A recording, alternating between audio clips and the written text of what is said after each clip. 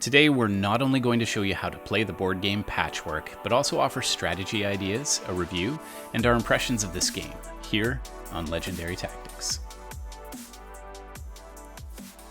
Alright, so we're getting the game set up. Cacus, welcome. Yes, hey. Really excited to take a look at Patchwork today. This is one that's really intrigued me, actually, since you showed it to me just recently. It's a really versatile game, I found. Like, I enjoyed playing it with you. I enjoyed playing it with my mom. I've enjoyed with my kids. And it's just a fun little game. Actually, that was one of the first things that I noticed about this game that really caught my eyes. That you explained basically the whole game mechanic to me in about 5 minutes.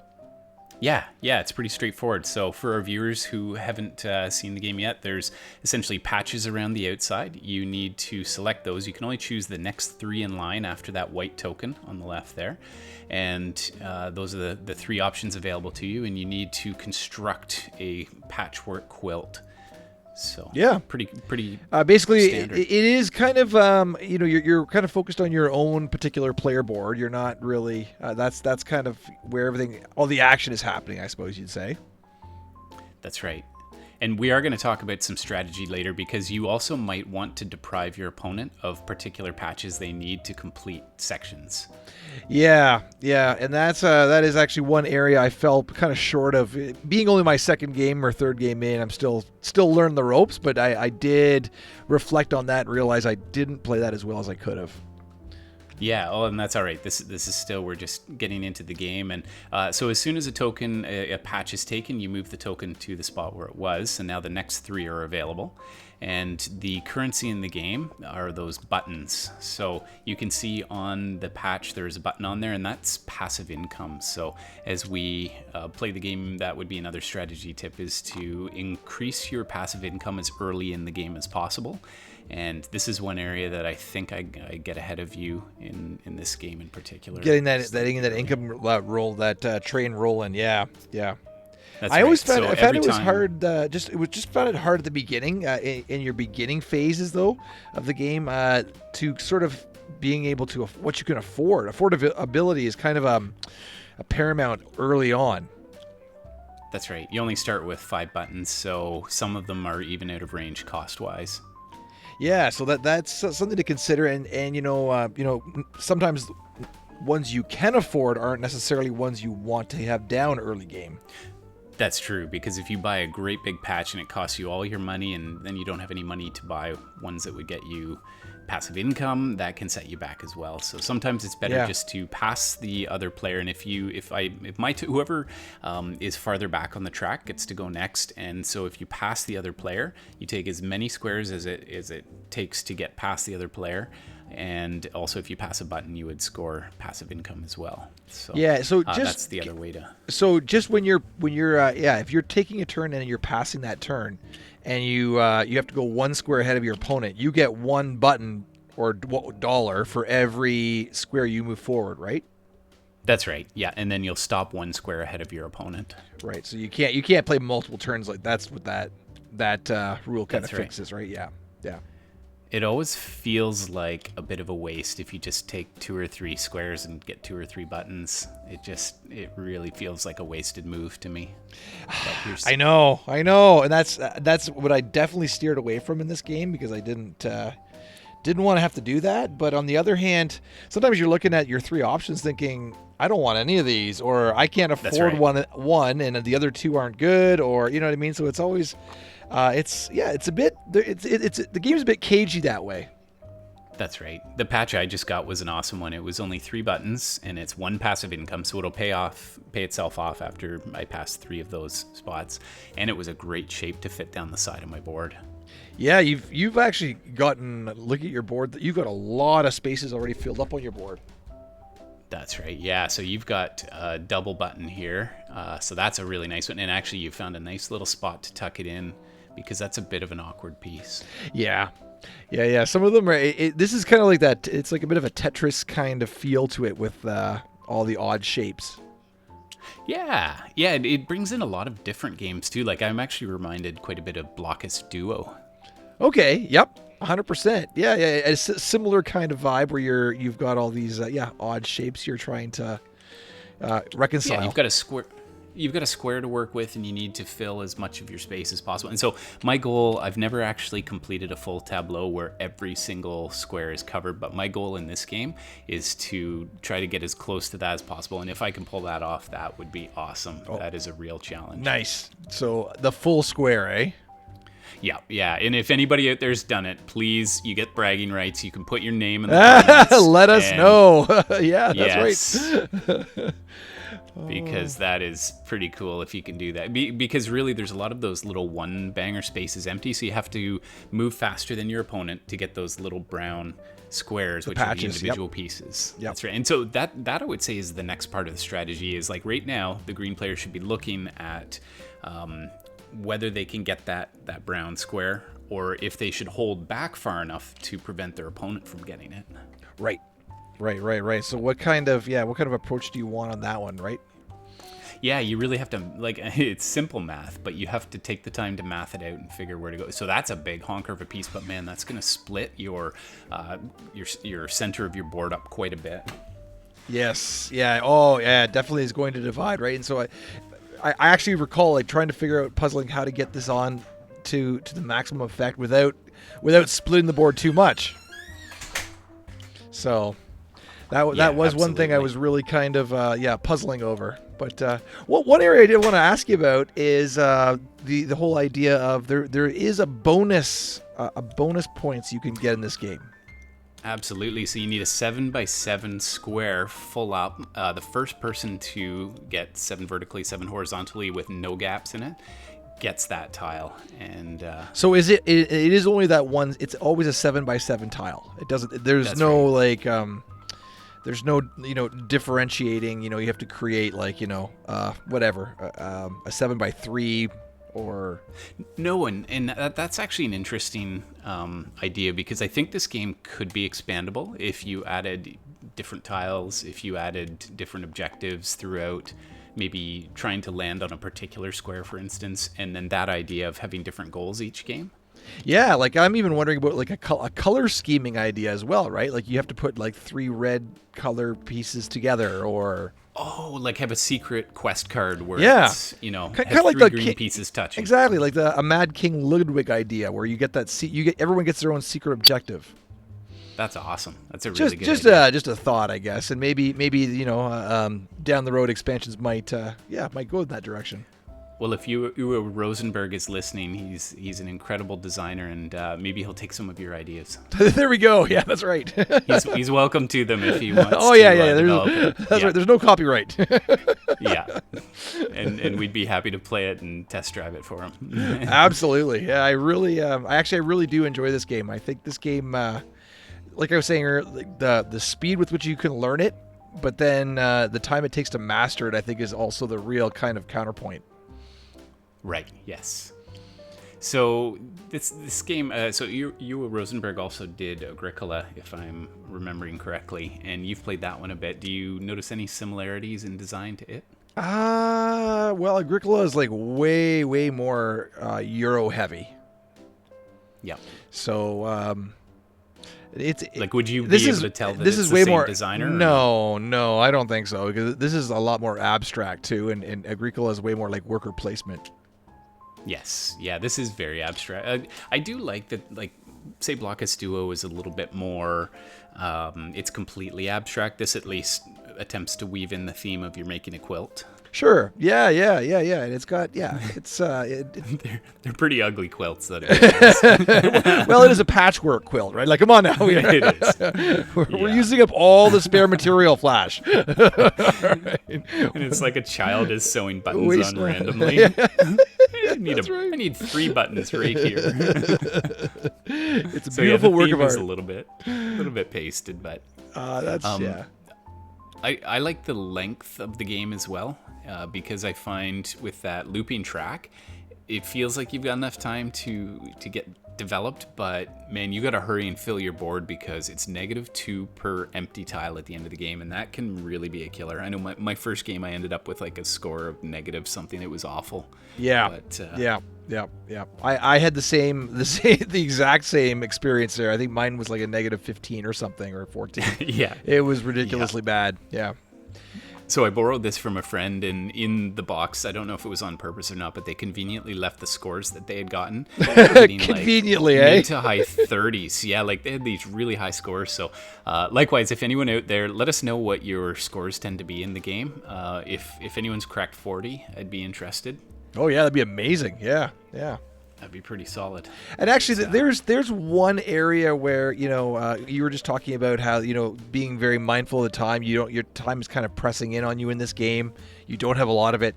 That is one connection to Agricola, because you in Agricola you have to come to the appreciation that you can't do everything you want to do in the game. The game doesn't let you do that, right?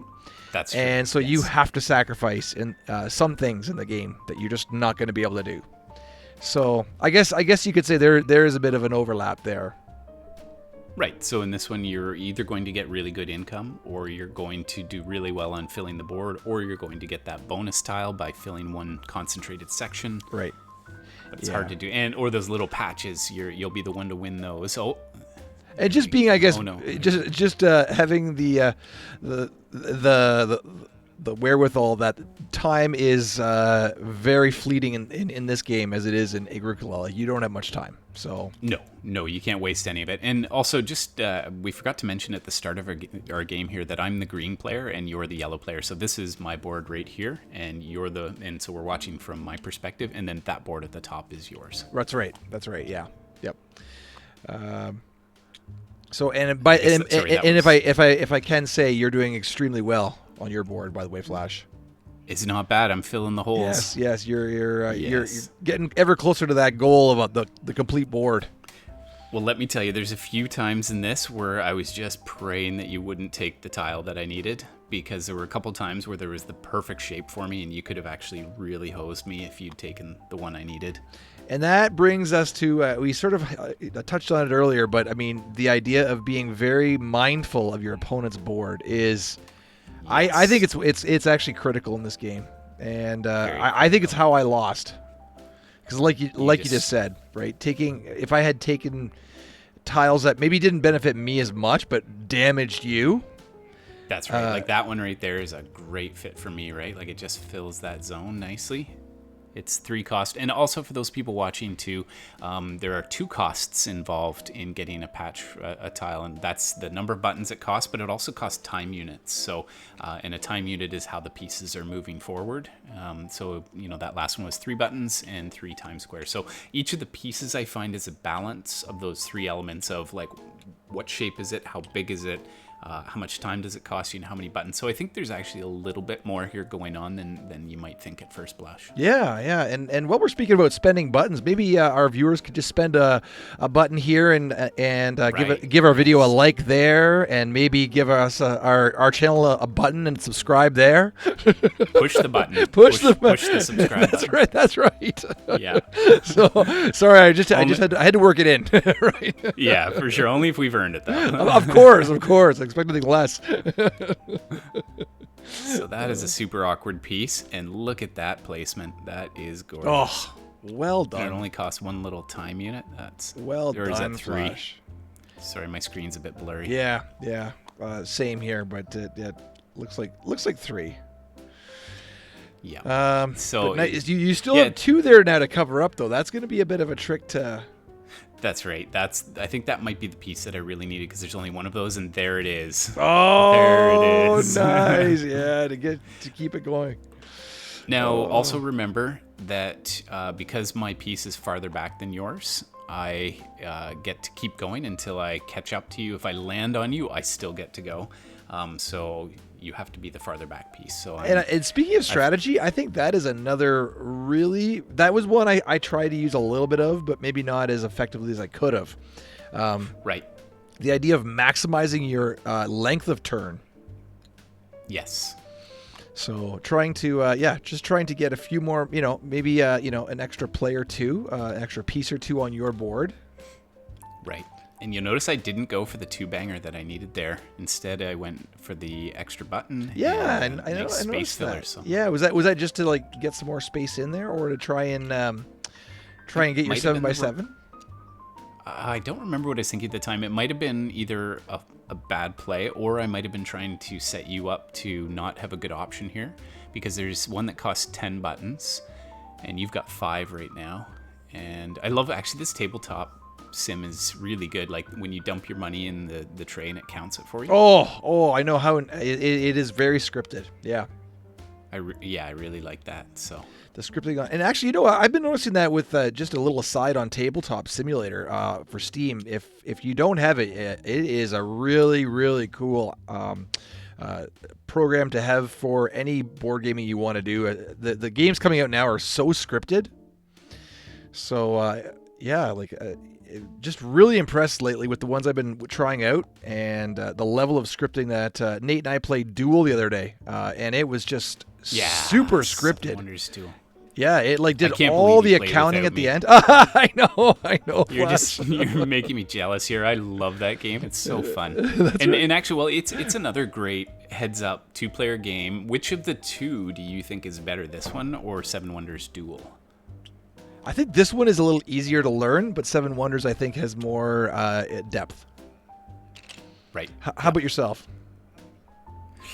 That's a hard one. There's a different occasion for each one. Overall, if I can only own one, it would be Duel, I think. There's actually, did you know that there's a set of rules on the Board Game Geek for solo play with Duel? For Duel?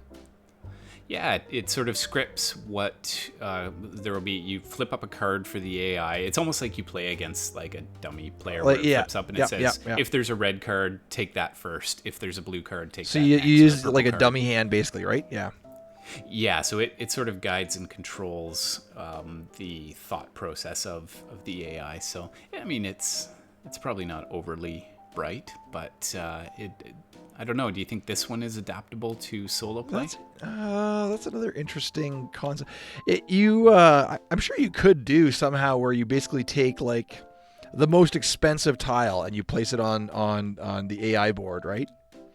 Or the cheapest one, or you roll a die to see, a 1 and 2 is the middle. You can kind of break it down with, which piece gets taken. Yes. You know what? I would actually compare this game to a foot race, and I would compare Seven Wonders Duel to a tug of war. Oh, interesting.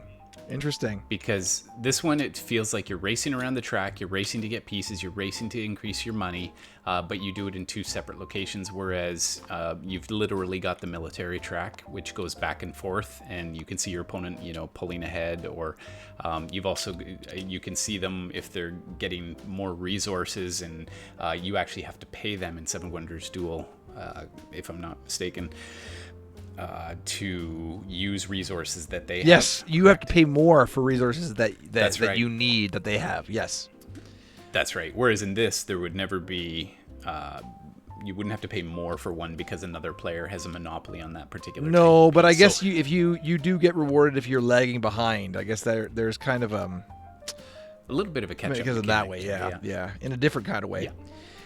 So two very different games, but for example, like you said, this one you could play with your mom. I wouldn't necessarily sit down with Duel and play with my mom though. No, not at all. It's just a little bit much. It is, yeah. And I think also Duel is better if you understand Seven Wonders. If you've played the original game and you understand the concepts and the way to score points, whereas this is very simple. It's just who has the most money at the end of the game. Yeah. It's you know what though? I find it very elegant for being that, one thing that shocked me a little bit was the pricing on it though. Yeah. I did a video on 5 reasons I love this game and 1 reason I don't. And if you haven't had a chance to check that, I'll link to that up above. Cool. But check it out. And that one essentially that's my main critique, is that the game is very expensive in Canada here. It's like pushing, how much was it? It was about $35, like on average. Yeah. Canadian. Yeah. And for but then taxes, then shipping. Yeah, I mean you're into $40 by the time it's at your doorstep probably. So yeah. So yeah, just it's for a $40 game. Comparatively, I bought Cascadia, which has got a fair bit more to it than this, and it was about the same price. So That's right. that's now becoming a bit of a benchmark, a metery stick for me, or yardstick, if you will. So I'd like to contradict that because the old me never would have bought this game because I'd be like, I'm not paying $40 for a cheap piece of cardboard. But what I've realized is that you're not paying for the cardboard, you're paying for the fun, you're paying for the experience. And this one I could play with more people than, well, Duel is really expensive too, but then even Cascadia, I think this one I could play a lot more. So if I'm thinking about it in terms of Actually, you'd be surprised. per play, You'd be surprised with Cascadia. I've sat down with my my 7-year-old daughter, up to my 18-year-old daughters and sons in between there, and they have all enjoyed. We could. It's a family game. It's pretty family friendly. True. Yeah. I guess it's a bad example because it's pretty user friendly, but yeah. I mean, if you think of say War of the Ring, then let's use that as an okay, example. Yeah. All right, that is game too, but yeah. So, but how many times do you play it versus how much do you pay? And so this one, even though it's expensive, I'm gonna play it a lot. Yeah. And actually, you in our pre-video chat, I think summed it up very well by saying you are paying for the game mechanic. Yes, you are. So you're paying for the game design here, and it is a very classy. I don't know. I really like it. Yep.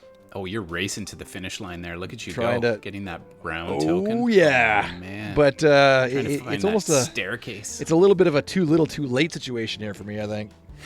Well, and so there's another strategy point is that's the big 3-buttoner, but how many times are you going to earn 3 buttons back versus the cost of 10? So that one is... Yeah, so I paid 10. I wonder if it's Yeah. And you're only going to pass, is it 2 more buttons, I think. So you'll get $6 back. So you're going to have a net loss of 4 on that one. So you're only really buying it to cover spaces, which may be a good strategy because it's -2 per space. Right. Yep, that's exactly it, because it did chew up a lot of room. That's right. But I think you have to be cognizant of every time you buy a tile with buttons on it, how many are you spending versus how many will you get back by the end of the game for that? Yeah, there's a fair bit of actually like computations going on in this game.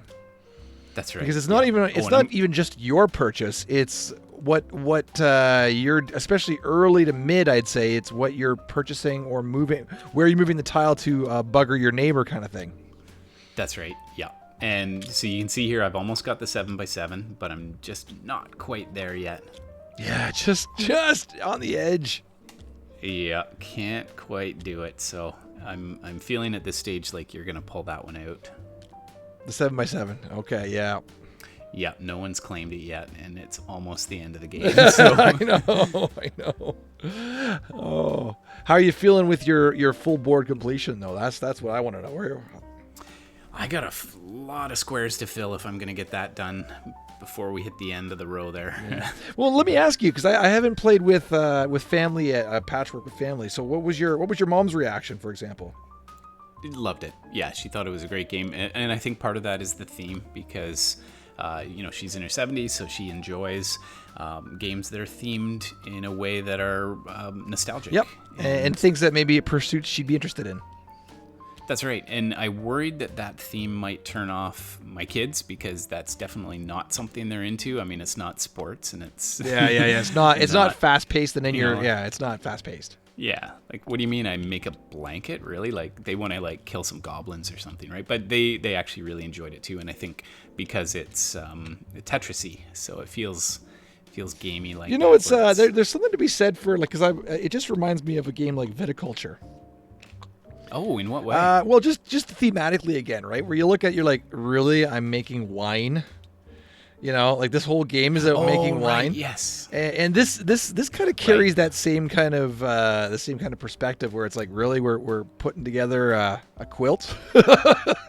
Yeah, that's true. But so it's still fun. Very much so. And that's what I think is one of the awesome things about this game and about Viticulture. It's that don't necessarily write it off because maybe the theme is not 100% on point with the fast-paced whatever games you would normally sit down to. Or that's right. Look at you pointing at my one square that I'm missing to get my 7. There it is. Actually, Did I? Oh no, I got the 7x7 because I got it in the bottom rather than the That's top, right. You in reverse, yeah, because. And I looped around the board and got that 2-banger piece. I think I maybe was a little. That was the one I was looking where you could have actually bought that one just to make it so I couldn't get that 7x7. That would have, yeah. And again, there is like oversight, but we live and learn. We do, and look at this. You're scrambling because you need to fill that board quickly. Yeah, no, we're getting down to brass tacks here. The board, we are. Well, here's the problem. There's only so many pieces I can fit into this board now, right? You know, one thing that I'm just thinking about right now that is a bit confusing on this game that I don't love is the actual board. The set of patches there. I find I've often found it a bit confusing to try and. I think they could have made it more clear. Right. Yeah. Yeah. I just feel like it's a bit confusing when you first glance at it. So I just got the 14-banger income, so that helps towards final score. That's really it's late game where you start scoring all the points here. Right? Yeah. Oh, you were in a hard spot here trying to fit that. It is a bit of an awkward one there. Yeah. It did chew up a lot of spaces. Yeah. Yeah. It did quite a few. And I don't think it's that expensive either. It wasn't terrible. Yeah, but I still have look at all those spaces I have left though. Oh. Yeah. You can still fit in a couple big fatties though, so if we can get to it. And it's whether the cost is worth it too, because it might be worth not spending the buttons. Yeah. Currently though, there's like I'm well in the minuses with that current score. Yes, yeah, that's right. So we got not much room left to. Ooh, that piece actually looks like it would fit nicely on my board. And there's one piece of patch left, eh? Look at that one. I could really use that piece. Oh boy. I don't know if it's worth it, but it's going to cover a lot of my squares. So. Now, one thing I was going to ask you, because I didn't see how the game is set up early, like at the very beginning phase. Do you just randomly pull out all the tiles, or do you set them up? How do you set them up? Yeah, you just randomly throw them around, and then wherever that 2-banger is, that's where the meeple starts. Oh, so it's the 2-banger that starts it off. Okay. That's right, but everything else is completely random in terms of the order that they appear in. Oh, look at that. That really helped me. Oh, man, you are getting down. Not many squares to fill at all. Not too many, but I'm not going to fill that last single because I think that was the last single. Yeah. It was, so. Oh, so close. So here, do you see me looking ahead? Because there's one piece I need now. Yes. I need that 3-banger. Yes, the straight line. So I'm just hoping that you don't notice that and somehow block me. Because the other ones are useless to you. Yeah. See, and there's another. Yeah. If I just now, how much did you look at my board during the game? Well, you get to see it because this is my camera angle. No, that's true. That's true. Yeah. So it was a little bit. But it could be a game where you just focus on maximizing your own board, or it could be hey, how can I inconvenience him? Because, if you leave an awkward space and I hose you on the pieces you can put there, that can really cost you in the end score. Yeah, that's true. Oh, we should mention, too, every time you pass a button on the game board, that's a payout. That's right. You get paid all your passes. So what do you have? 1, 2, 3, 4, 5, 6, 7, 8, 9, 10, 11, 12, 13. Are you about 15 I would there? say so, yeah. Yeah, cool. Okay. So 15 buttons on your own player mat, and so when the button is passed on the game board, you count up the total buttons you have, and that's your pay. You're paid that in buttons. That's right. Now, I should tell you, this center board actually looks better in the cardboard. In tabletop, it's just a square, but in mine, it's more of a round swirl. Oh, okay. Oh, it is. Okay, it's different then. Yeah, so it looks a lot nicer. Oh my gosh, that might be my best finish ever for filling squares. Just a single one missing. Oh, wow. Well done. Very well done, buddy. That was a great game. Yeah, well, I'm glad we recorded it because that won't happen often. Where you get down to one. Well, hopefully, next time we play, I'll have you a little more in a pinch for what you can take. So. And overall thoughts, what do you think about the artwork? Anything else you really liked or disliked? Oh, I really, really like the game mechanic. Find it very fun. I love that you can learn it in 5 to 10 minutes, and it is definitely one that I want to get to the table in the near future. Absolutely. So good. Well, thanks for joining us on Legendary Tactics.